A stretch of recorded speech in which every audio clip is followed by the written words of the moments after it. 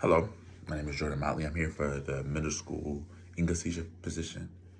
I heard about this position from a friend and a colleague that I worked with in the Newport News public school system. It had a career fair one day, and then it got me through the door to subbing, and now I want to further that into being a middle school English teacher.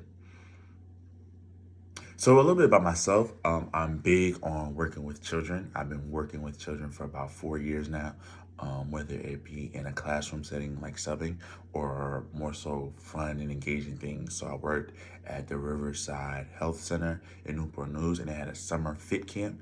And they also had a camp at my church called Calvary Chapel Christian Academy. From there too, they had me on board just to help and aid with after school, help aid with after school and help aid with like the resources, so like gym and stuff like that.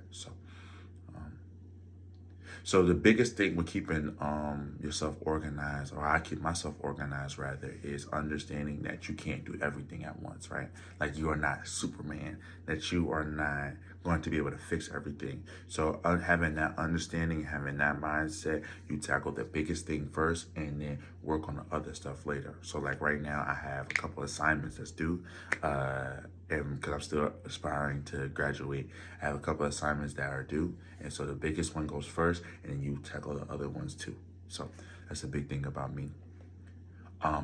I prefer group settings. I prefer not working independently, though I understand there's a need and an aspiration for that. I just personally believe that there is something more you can add and learn when you're working with people, because this life is going to require you to deal with people, right? And so you don't want to be in a position where you're not able to do that. So I want to strive in those areas and work in those areas as much as possible. What did I do in my last year to improve knowledge? The biggest thing is I upped my reading. I've been reading a lot of books. This book called Reaching Gen IY by Till Elmore. I'm in a group with that right now. But just a lot of reading, a lot of application, right? So what is the point of reading something if you don't know how to apply it?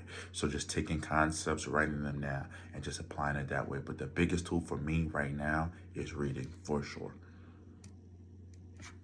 My salary expectations, I don't plan on working for free. I do have an expectation because I will be having a degree. I understanding that there's more tenured people and there's more tenured things, but I expect to be paid the same rate as any person that is in the starter or entry level of this job. Right now, I'm not applying for many jobs. The biggest thing is I'm applying for all different schools, but I have an aspiration to be a teacher. I want to teach. That's a big goal of mine. And so I would love for the Newport News public school system to be the start of my teaching career, because there was the start of my education. So yeah. So I have a gap year, mainly because I just wanted more time to figure myself out, right? I think it's very important to figure out what you want to do for the rest of your life. And I didn't want to just jump into the workforce, or jump into my career rather, and it's something I don't love. In that gap year, I was able to travel, substitute, and just experience many different things. And I came to the decision to come to teach. So that's why I took my gap year. I took my gap year for a dedication of figuring what I wanted to do. And so now I'm here sitting in front of you with a person that plans on teaching for a long period of time. So if there is no other questions, I just want to say thank you guys for the opportunity.